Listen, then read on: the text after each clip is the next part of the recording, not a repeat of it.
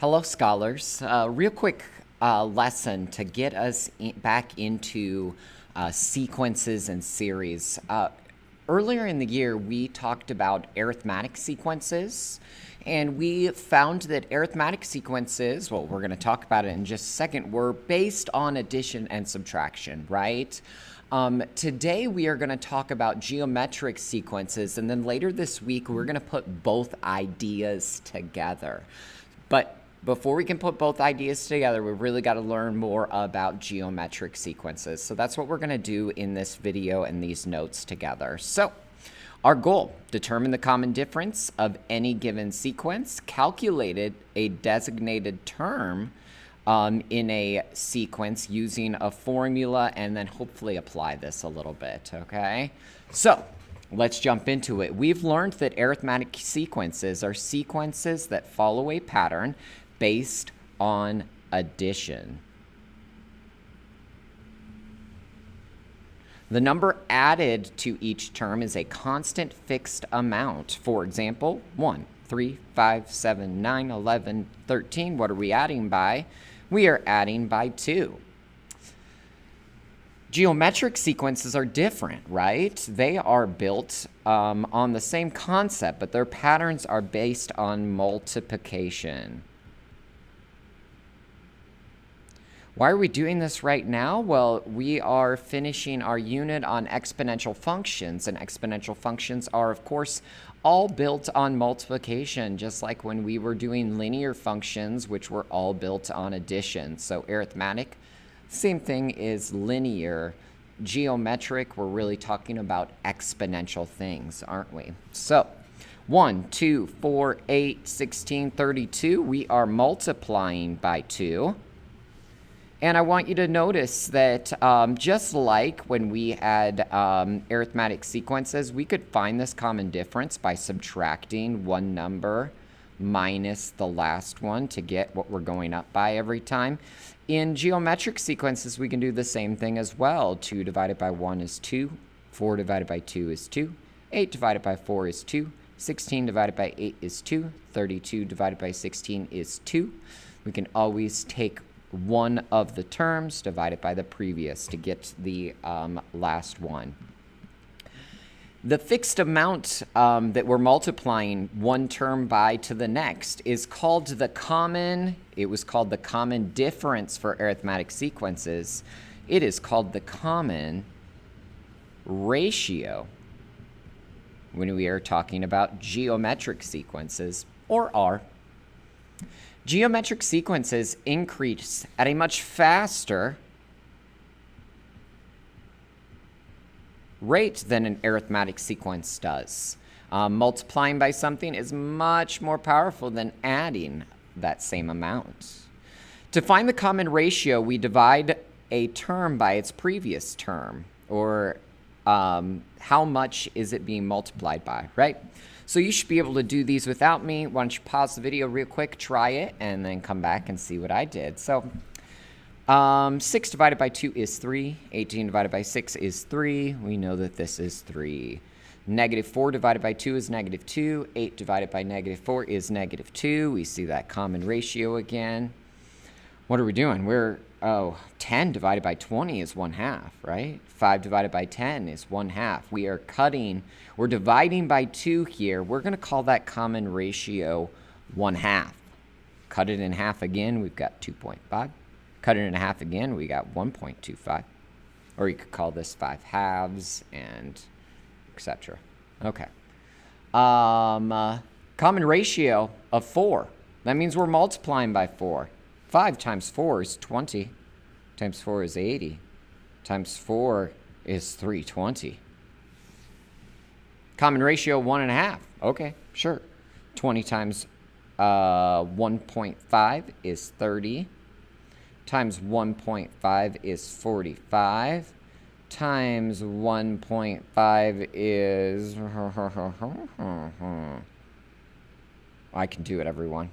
What is half of 45? That's 32.5. So 67.5. I did it. Okay, great stuff. Okay. We're going to wrap this up by talking about geometric sequence formula. How can we calculate any term, right? I can put numbers in order and multiply them by something every time, but what if I want to find the 7th term or the 10th term or the 100th term? We don't want to write this out to the 100th number, right? Just like when we did arithmetic sequences, we want a formula that can help us find the nth term. When we were doing arithmetic sequences, you don't need to write this down. Arithmetic sequences, we said a of n equals a sub 1 plus some common difference times n minus 1, right? And we just had to find our first term and our common difference. Same thing here, right? Except we need to make it exponential. So we're going to take our rate to the power of n minus 1. We, of course, do n minus 1 because we want to be able to plug in the number 1 here and get out the very first thing, get out the first term, right? We want to be able to plug 2 into here and take the first term just times one occurrence, right? Okay, so, but same dealio, right? A sub 1, our first term, common ratio. This is always going to be n minus 1, and then we just plug in the number of times we want to run this thing for. Okay, examples. A sub n equals, what's a1 here? The first term, it's 2.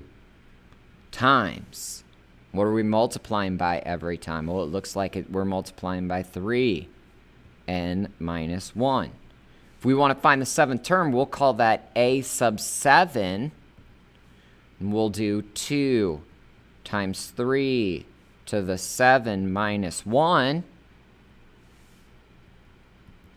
Okay, well, what is that? We can just plug that straight into our calculator. Oh, there it is. Oh, love the calculator.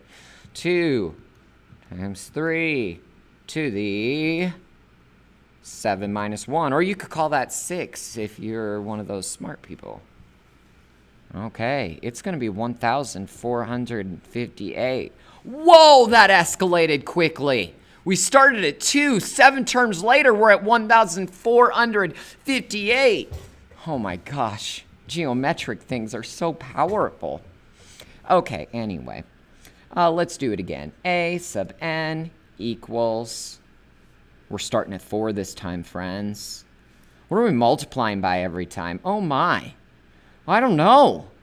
Well, if you don't know, you can do 6 divided by 4, or 9 divided by 6, or 13.5 divided by 9. Let's do 6 divided by 4. Oh, 1.5. Oh, is that the same as 9 divided by 6? Oh, it is. How about 13.5 divided by 9? Oh, there is that 1.5 again. That must be our common ratio. N minus 1. Okay, I want the 10th term. Okay, a sub 10 equals 4 times 1.5 to the 10 minus 1. Okay, let's try it. 4, 1.5. 10 minus 1. Oh, that's weird. Oh, man. Okay, let's write it out. I mean, that makes sense. Do you see we got into decimal territory, and we're just going to keep breaking further and further into decimal territory. This is 153.7734375. I'm guessing that's exact. Did it round it? I don't think so. I can't be certain about that, to be honest. But if you want to run it to 10, you could see. Okay. Well, look, you don't need me for these. Go ahead and try these on your own. One thing that I want you to notice is that these are going to get really big. Really, really big. So go ahead and write them in scientific notation, yeah? I mean, that'll make your life a lot easier. Let's look at this last problem and we'll be done today. Jackson gets a 3% pay increase every year. Oh, you know that we'll write that as 0.03. He's currently making $32,000 a year. Okay. How much will that be in the 10th year?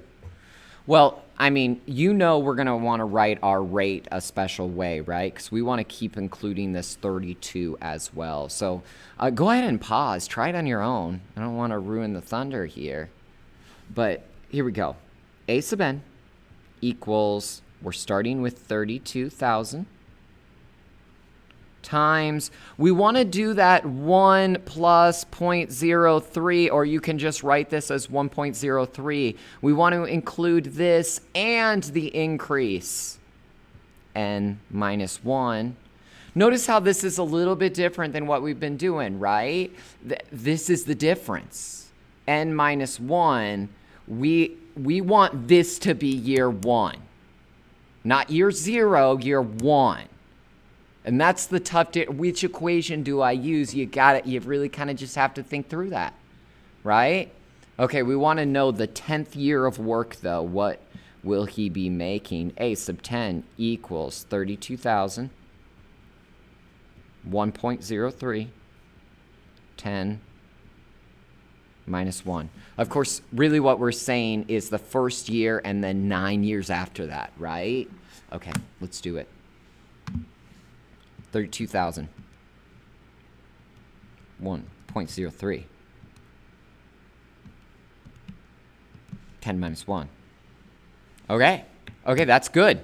On the 10th year, we're making 41,753. Let's just round it to the nearest dollar. Okay, I mean, that's pretty good, 3% pay increase. Good to think about, like, what does that mean over a certain number of years? Of course, sometimes we want to find how much we make over those 10 years, like in total, what would it be? You could write out all 10 years and then write it out, or you could use this formula. We don't need to do that. I'm not going to ask you to do that as part of an assessment, so I'm not going to do it with you right now. But I just want you to know that this is here, just like when we do arithmetic sequences, and it's a very useful thing. Someday you will use this. Just wanted to show that it's available, and it's something we can use in addition to finding a specific term. Okay, that's all for this. You should know what to work on next. Thank you.